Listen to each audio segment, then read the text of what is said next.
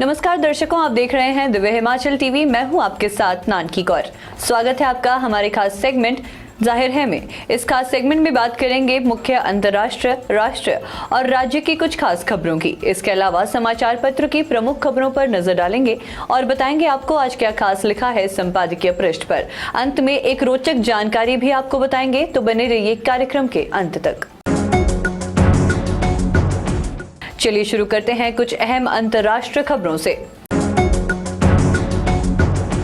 America के राष्ट्रपति Joe Biden ने आर्टिफिशियल इंटेलिजेंस से जुड़े जोखिम और सुरक्षा उपायों पर चर्चा करने के लिए शीर्ष कंपनियों के साथ बैठक की। इस बैठक में गूगल की तरफ से सुंदर पिचाई और माइक्रोसॉफ्ट की ओर से सत्या नडेला भी मौजूद रहे।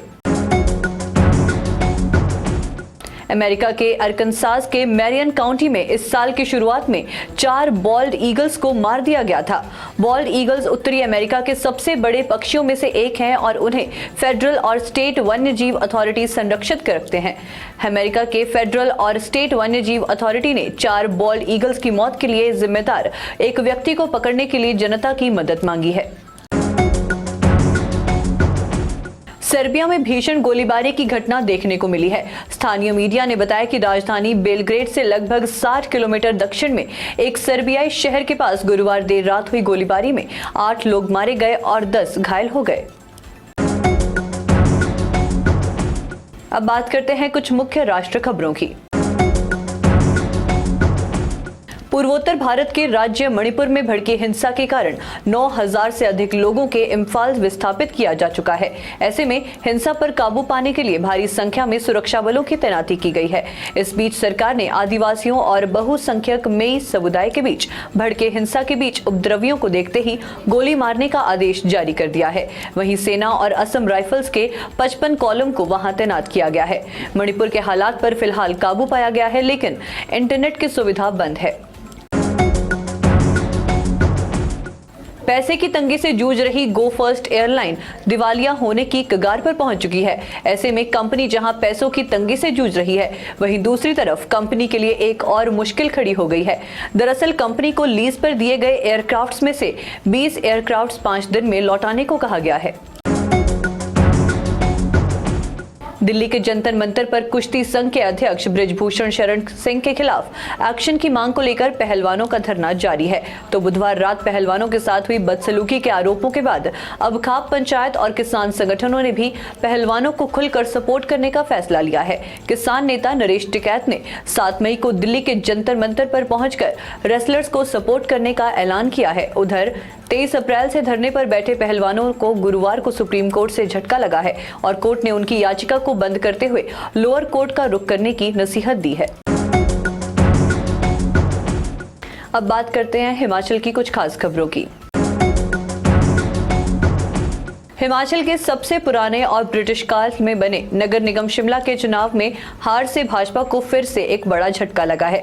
पूर्व सीएम व नेता प्रतिपक्ष जयराम ठाकुर और नए पार्टी प्रदेशाध्यक्ष डॉक्टर राजीव बिंदल जैसे दिग्गज नेता विधानसभा चुनाव के बाद नगर निगम शिमला का चुनाव फिर चूक गए हैं। चुनाव के बीच भाजपा प्रदेशाध्यक्ष और संगठन महामंत्री को बदलने की भाजपा की रणनीति भी काम नहीं आ पाई।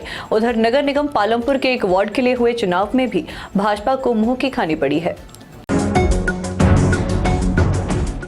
छत्तीसगढ़ को आधार बनाकर हिमाचल प्रदेश में सरकारी कर्मचारियों के लिए पुरानी पेंशन स्कीम को लागू कर दिया गया है, मगर इसके तहत जमा पैसा 3 परिस्थितियों में ही केंद्र की एजेंसी पीएफआरडीए से वापस आ सकता है। ऐसे में बेशक ओपीएस को लागू करने की बात की गई है, मगर पीएफआरडीए में जमा सरकारी अंशदान को लाने की प्रक्रिया कितनी व्यवहारिक होगी, ये भविष्य ही बताएगा। अंतर्राष्ट्रीय क्रिकेट स्टेडियम धर्मशाला में 10 साल बाद हो रहे आईपीएल मैचों में जहां देश और विदेश के खिलाड़ी खेलते नजर आएंगे, वहीं दर्शक बॉलीवुड सितारों को भी देख पाएंगे। 17 मई को एचपीसीए स्टेडियम में पंजाब किंग्स और दिल्ली कैपिटल्स के बीच मैच के दौरान दर्शक अभिनेत्री प्रीति जिंटा का दीदार कर पाएंगे। अब बात करते हैं समाचार पत्र की प्रमुख खबरों की। कांग्रेस ने 16 साल बाद राजधानी का किला फतेह कर लिया है। शिमला नगर निगम चुनाव में कांग्रेस ने 34 में से 24 वार्ड जीतकर कमाल कर दिखाया है। मनाली पुलिस ने शहर में देह व्यापार का भंडाफोड़ करते हुए एक महिला व एक युवक को गिरफ्तार किया है।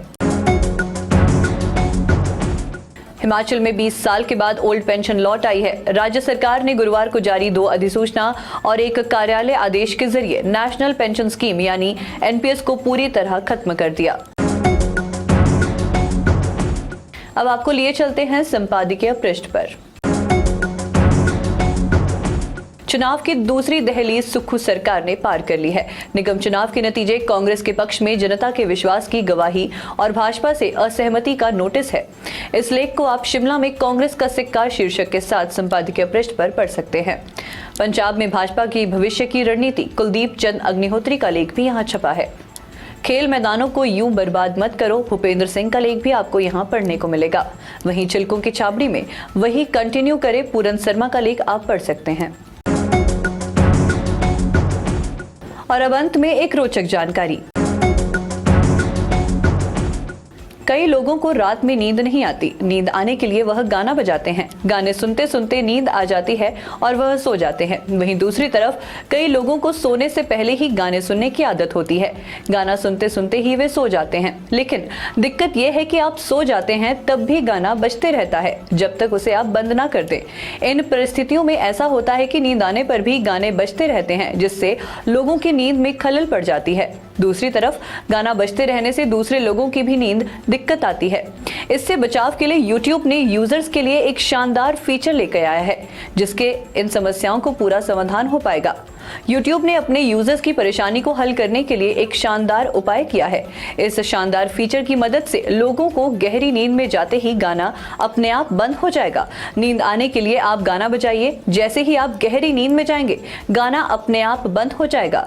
इस फीचर्स का लाभ उठाने के लिए आपको बस अपने मोबाइल को अपडेट करना है। इसके बाद ही इस फीचर का इस्तेमाल आप कर पाएंगे। इस नए फीचर्स का नाम है स्लीप टाइमर।